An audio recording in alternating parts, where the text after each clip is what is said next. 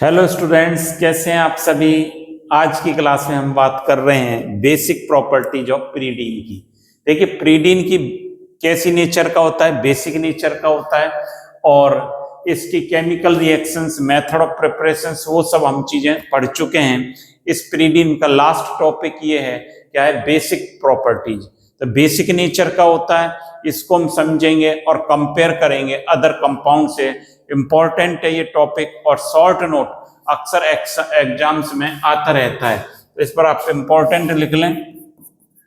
और एग्जाम्स के दृष्टिकोण से भी ये महत्वपूर्ण है, एग्जाम्स में पूछा जाता है। तो देखिए, बेसिक प्रॉपर्टीज की मैं बात करूं उससे पहले हम एक टर्म यहां पर सीखेंगे, वो क्या है, बेसिसिटी।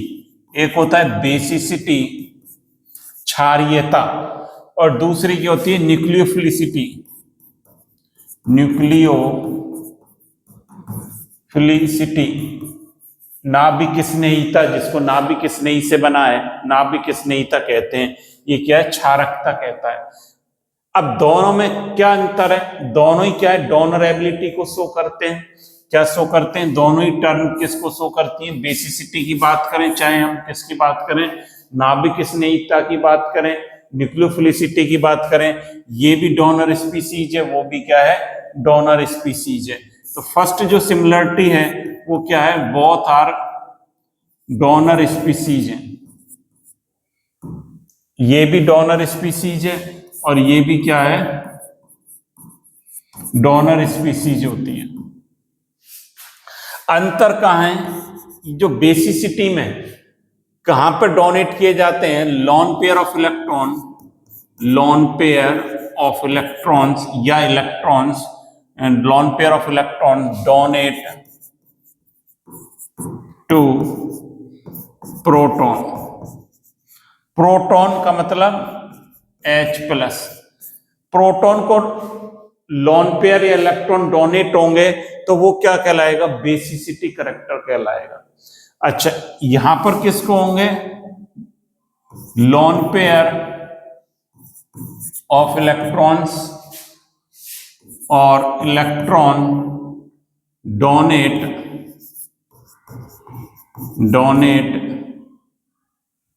टू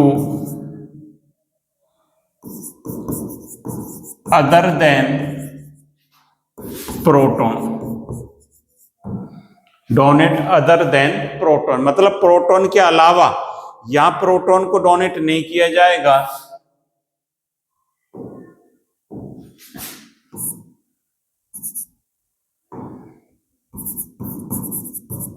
बात आ रही है आपकी समझ में। बेसिसिटी से क्या मतलब है, क्षारकता से क्या मतलब है, जब इलेक्ट्रॉन पेयर किसको डोनेट किए जाएं, प्रोटॉन को डोनेट किए जाएं, वो क्या कहलाता है, बेसिसिटी करैक्टर कहलाता है। न्यूक्लियोफिलिसिटी में भी डोनरेबिलिटी होती है। इसका क्या मतलब है, जब प्रोटॉन के अलावा अन्य को किसी को इलेक्ट्रॉन पेयर डोनेट किए जाएं, वो क्या कहलाता है, न्यूक्लियोफिलिसिटी कहलाती है। अब इसके बेस पर हम बात करेंगे, इसकी किसके कंपेयर करेंगे बेसिसिटी को, किसकी, प्रीडीन और पिरोल की। पहले कंपेयर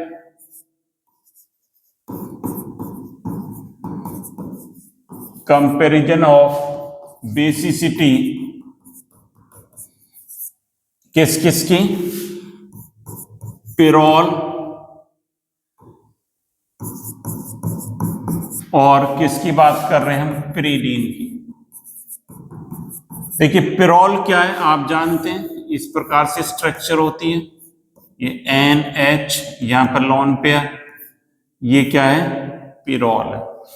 अच्छा, इसके बाद प्रीडीन की मैं बात करूं, ये भी आप पढ़ चुके हैं। प्रीडीन क्या होता है, इस प्रकार से होता है। अब देखिए, पहले ही हम बात करते हैं, जब भी बेसिसिटी या न्यूक्लियोफिलिसिटी की बात करते हैं, एक बात और करते हैं, हाइब्रिडाइजेशन की, संकरण की। यहां पर जो नाइट्रोजन परमाणु है आपके, जो नाइट्रोजन है कैसा है, हाइब्रिडाइजेशन हमने बात की थी पहले, sp2 हाइब्रिडाइज्ड है।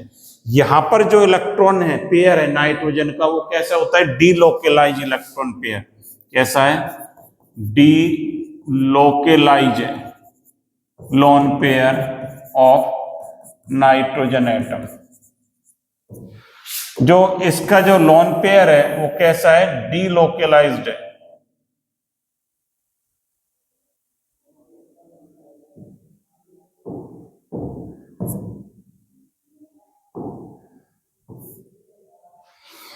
डीलोकलाइज का मतलब इसके इलेक्ट्रॉन रिंग में क्या करते रहते हैं, घूमते रहते हैं, रिंग में चक्कर लगाते हैं। पहले भी जब हमने रेजोनेटिंग स्ट्रक्चर्स की बात की थी, अनुनादी संरचनाओं की बात की थी, हम देख चुके हैं ये इलेक्ट्रॉन कहां पर काउंट नहीं होते, या तो हाइब्रिडाइजेशन में काउंट होंगे या रिंग में काउंट होंगे। ये एरोमेटिसिटी हकल रूल को फॉलो करता है, एरोमेटिक कंपाउंड है। ये भी कैसा कंपाउंड है, एरोमेटिक है। ये भी एरोमेटिक है और ये भी कैसा है, इसके भी हम बात करें, मैं बात करूं इसकी, ये भी क्या है, sp2 हाइब्रिडाइज होता है और इसके इलेक्ट्रॉन क्या रहते हैं, localise lone pair of electron at N atom. Nitrogen atom पर जो लोन पेयर है वो कैसा रहता है, लोकलाइज रहता है।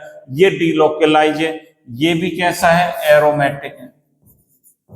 अभी एक एक चीज को हम बिल्कुल क्लियर कर लेंगे, सारी चीजों को। मैं पहले भी इसको डिस्कस अपन कर चुके हैं, इनकी बेसिसिटी को तो पहले भी हम काफी डिस्कस कर चुके हैं।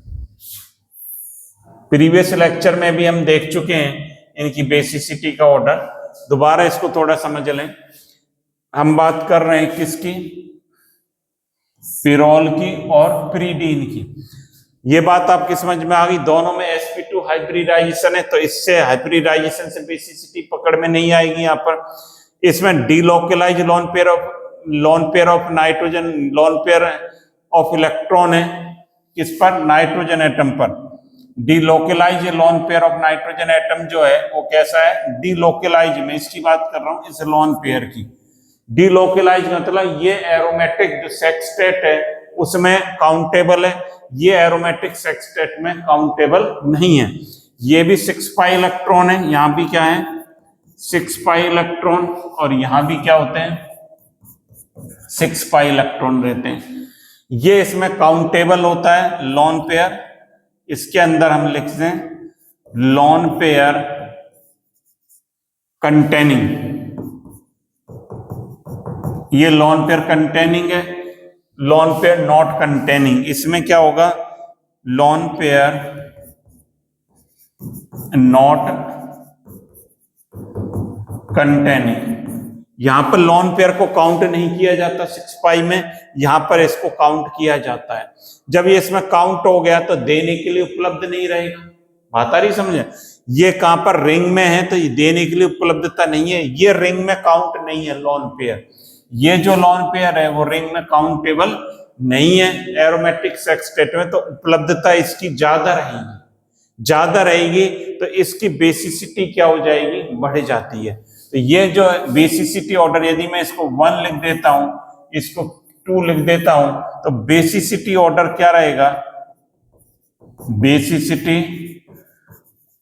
ऑर्डर क्या रहेगा, 1 लेस देन 2। मतलब प्रीडीन मोर बेसिक है किसके कंपेयर में, पायरोल के कंपेयर में, पिरोल के कंपेयर में। पिरोल कम बेसिक होता है और प्रीडीन क्या रहता है, मोर बेसिक होता है। ये बात आपकी बिल्कुल क्लियर हो जानी चाहिए। दोनों में sp2 हाइब्रिडाइजेशन है, इसमें डीलोकलाइज है लोन पेयर, इसमें लोकलाइज है। डीलोकलाइज का अर्थ आप जानते हैं, पहले भी हम डिस्कस कर चुके हैं काफी। इलेक्ट्रॉन एरोमेटिक सेक्सटेट में मूव करता है, पार्टिसिपेट करता है, यहां पर नहीं करता है। दोनों ही एरोमेटिक है, दोनों ही 6 पाई इलेक्ट्रॉन है। इसमें लोन पेयर कंटेनिंग होता है, 6 पाई में इसको काउंट किया जाता है, इसको नहीं कर रहे हैं, इसलिए बेसिसिटी ऑर्डर किसका ज्यादा हो जाएगा, प्रीडीन का ज्यादा हो जाता है। अब दूसरी बात आती है, एक तो ये कंपैरिजन हो गया, जिसको हम क्या पहले भी पढ़ चुके हैं फर्स्ट। तो अब देखिए सेकंड की हम बात करें, किस किस को कंपेयर कर रहे हैं बेसिसिटी को। एक आपका प्रीडीन वर्सेज इसको 3 डिग्री एमीन की हम बात करें, प्रीडीन और 3 डिग्री एमीन की बात करें, इनकी बेसिसिटी की हम बात करें। देखिए पहले हम इनकी स्ट्रक्चर बनाएं, ये आपका प्रीडीन हो गया, ठीक है। 3 डिग्री एमीन में कोई भी लिख देता हूं, एन, इस पर लॉन पेयर CH3 CH3, ये CH3, ये 3 डिग्री एमीन हो गया। अब इसकी हमें बेसिसिटी ऑर्डर कैलकुलेट करना है। सबसे पहले इनका हाइब्रिडाइजेशन, ये देखिए कैसा कंपाउंड है, एरोमेटिक होता है, एरोमेटिक। ये कैसा है, एलिफेटिक है। ये कैसा कंपाउंड है, 3 डिग्री एमीन, एलिफेटिक है। इसमें भी नाइट्रोजन 3 डिग्री है, एन एटम कैसा है, 3 डिग्री। यहां भी एन एटम कैसा है, 3 डिग्री है दोनों, यही बात है। हाइब्रिडाइजेशन, संकरण, हिंदी में लिख देता हूं, संकरण एट एन एटम। यहां पर बताइए कैसा है, पहले भी डिस्कस कर चुके हैं इस बात को हम। कैसा है नाइट्रोजन परमाणु पर संकरण, यहां पर आप पहले भी देख चुके हैं इस बात को। तो sp2 कैसा है, sp2। क्यों, सिग्मा बॉन्ड कितने हैं यहां पर, 3 2 है सिग्मा, ये सिग्मा, ये सिग्मा, एक लॉन पेयर, पहले भी हम डिस्कस कर चुके हैं sp2। यहां पर जो है इस पर देखें, संकरण at hybridisation at N atom, nitrogen atom पर। अब यहां पर कैसा होगा, 1 2 3 और एक lone pair, 3 sigma plus 1 LP is equal to क्या हो गया, 4, और 4 का मतलब sp3 हाइब्रिडाइजेशन है नाइट्रोजन परमाणु पर। अब देखिए हाइब्रिडाइजेशन से हमें क्या पता चलता है, जो डोनर एबिलिटी है। एक चीज और सीख लें आप कि जो डोनर एबिलिटी, डोनर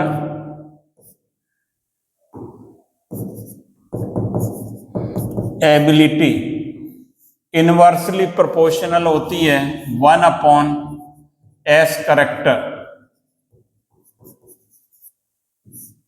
और प्रोपोर्शनल होती है P करेक्टर।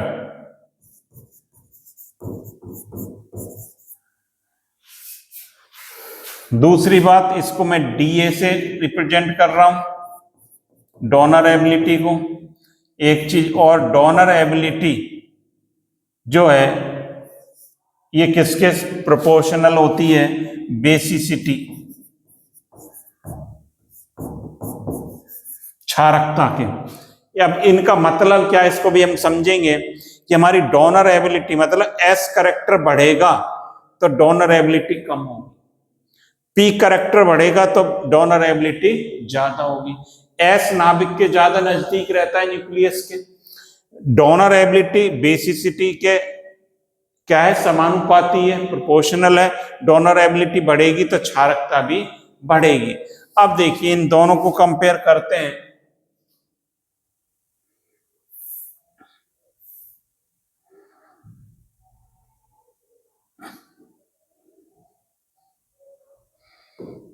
यहां पर देखिए एक में था हमारा sp2 हाइब्रिडाइजेशन, किसमें, प्रीडीन में।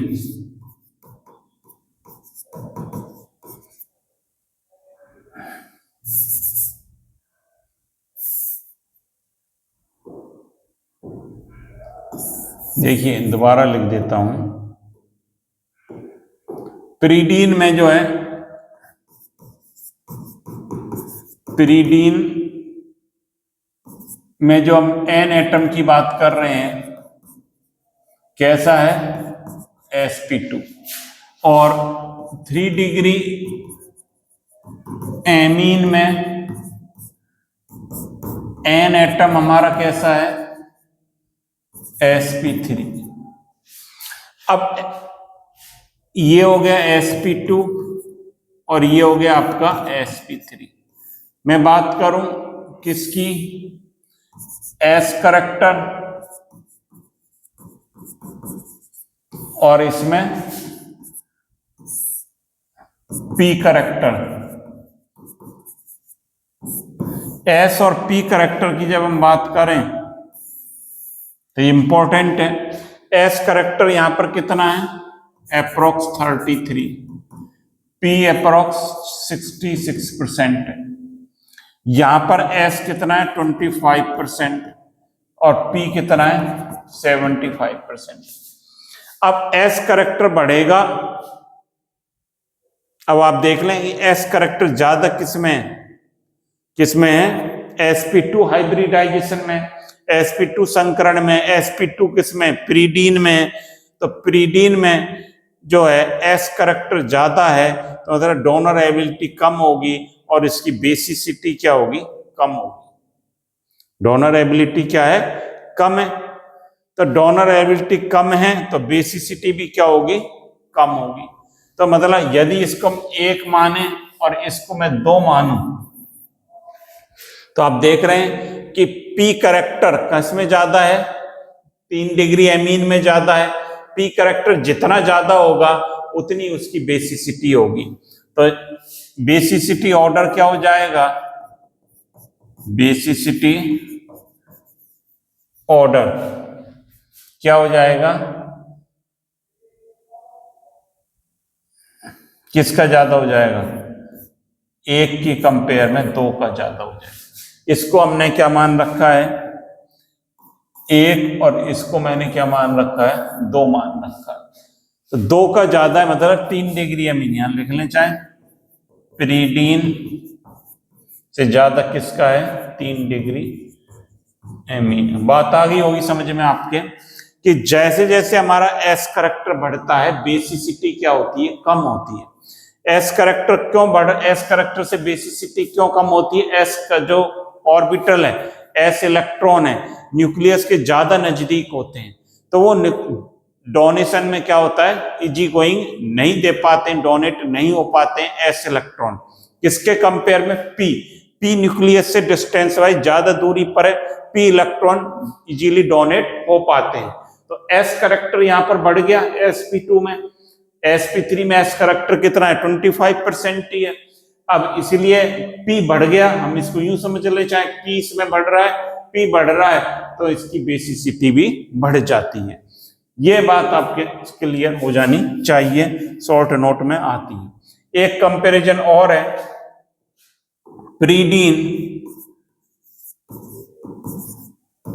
प्रीडीन वर्सेस पिप्रीडीन।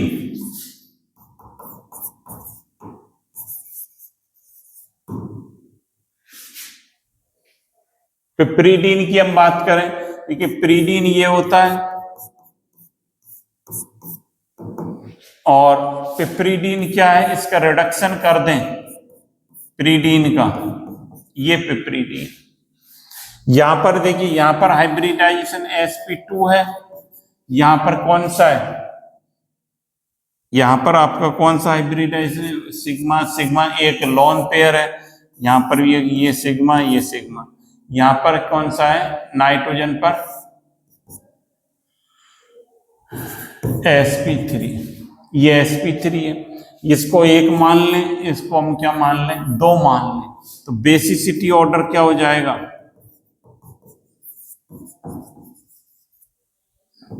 1 लेस देन, पिप्रीडीन का ज्यादा हो जाएगा। तो पिप्रीडीन का सबसे ज्यादा बेसिक नेचर का रहता है पिप्रीडीन, ये बात आपकी क्लियर हो जानी चाहिए। बेसिसिटी ऑर्डर जो सबसे कम किसका है, पिरोल का है, किसका है, पिरोल का सबसे कम होता है। तो बेसिसिटी ऑर्डर इनका क्या हो जाएगा, ये यहीं लग देते हैं इसी पर ही, देखिए थोड़ा सा इसको छोटा कर देता हूं, यहां देखिए basicity order, basicity order overall क्या हो जाएगा, बताइए, आप बताइए दिमाग लगा के, 1 मिनट इसको सोचें, बेसिसिटी ऑर्डर इन सब का क्या रहेगा। ये पढ़े आपने अभी तीनों चारों। यदि हम इन्हें ओवरऑल कंपेयर करें बेसिसिटी ऑर्डर का, तो बताइए सबसे कम तो किसका है? पिरोल। बिल्कुल ठीक है, यदि आप सोच रहे हैं ऐसा। पिरोल। पिरोल से ज्यादा किसका है? प्रीडीन का। प्रीडीन बेसिक है। इससे ज्यादा बेसिक कौन सा है? 3 डिग्री एमीन। और सबसे ज्यादा कौन है? पिपरीडीन। पिपरीडीन क्या है? इसका हाइड्रोजनेशन कर दें, रिडक्शन कर दें, तो ये पिरीडीन से क्या बन जाता है? पिपरीडीन। बताया था रिएक्शन में, इसका रिडक्शन कर देंगे तो ये बन जाता है। ये बेसिसिटी ऑर्डर इनका रहता है। चलिए अब कुछ रिएक्शन को देख लें मिनरल एसिड्स के साथ।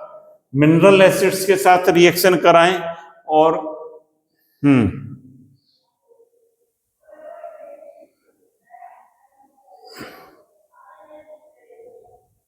देखिए पिरीडीन की रिएक्शन करा दें मिनरल एसिड्स के साथ।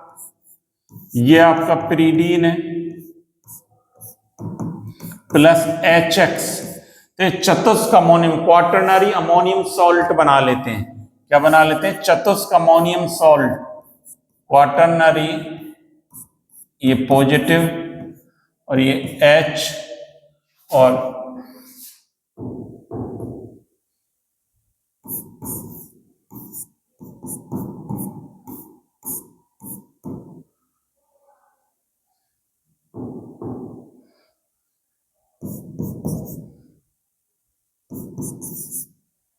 काउंटर आयन क्या है इसका? X minus. ये क्या है? क्वाटरनरी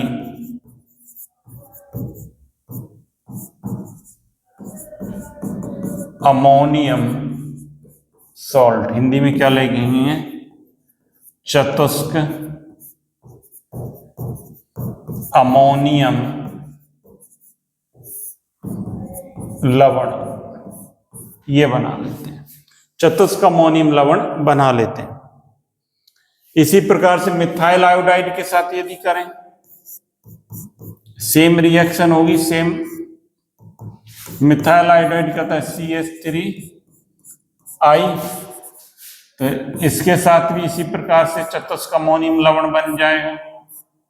ये पॉजिटिव CH3 और काउंटर आयन I-। इस प्रकार से बन जाता है। देखिए बोर्ड भी ये परेशान करता है कई बार। मिथाइल आयोडाइड के साथ कर दें CH3I, तो देखिए क्या बन जाएगा? NCH3, ये पॉजिटिव और काउंटर आयन I-। इस प्रकार से बन जाता है। तो मिथाइल आयोडाइड के साथ भी इस प्रकार से रिएक्शन हो जाती है। यदि इसको हम गर्म करें 300 डिग्री पर, 300 डिग्री सेंटीग्रेड पर गर्म करें, तो ये इस प्रकार के प्रोडक्ट में भी बदल सकता है। 2-मिथाइल पिरीडीन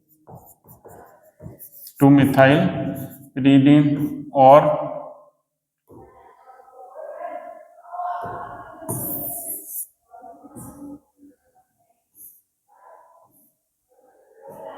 देखिए और क्या दे सकता है?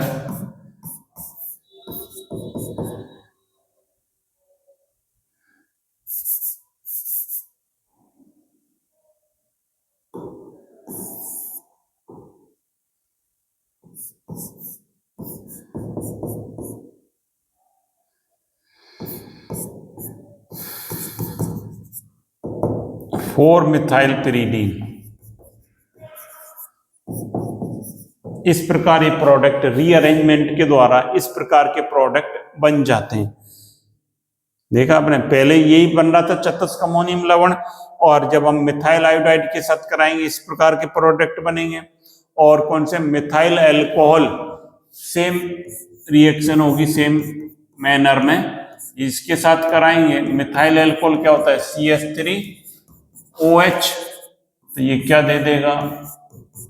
N और CH3 काउंटर आयन इसका OH माइनस, इसका पॉजिटिव। इस प्रकार से रिएक्शन यहां पर होगी। तो ये प्रीडीन खत्म हो गया लगभग, सारी चीजें हमने प्रीडीन में पढ़ ली।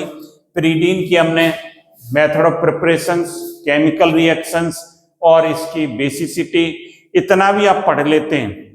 फ्यूरेन, थायोफिन, पीरोल वो पढ़ लिए, प्रीडीन पढ़ लिया। 1 से 1.5 क्वेश्चन आप इसमें से एक क्वेश्चन इजी गोइंग आप कर पाएंगे, इसलिए इतना पढ़ लें। 1-2 क्लास और हम इसकी टेट्रासाइक्लिक की पढ़ लेंगे, जिससे आपको कहीं भी डाउट ना रहे, किसी भी प्रकार का क्वेश्चन आए तो आप उसको कर पाएं। इसलिए ज्यादा से ज्यादा आप इसको पढ़ते रहें, शेयर करते रहें और ज्यादा से ज्यादा स्टूडेंट्स को ये शेयर करते रहें, जिससे अधिक स्टूडेंट्स को इसका बेनिफिट हो सके और आप अच्छे मार्क्स ला सकें। Thank you.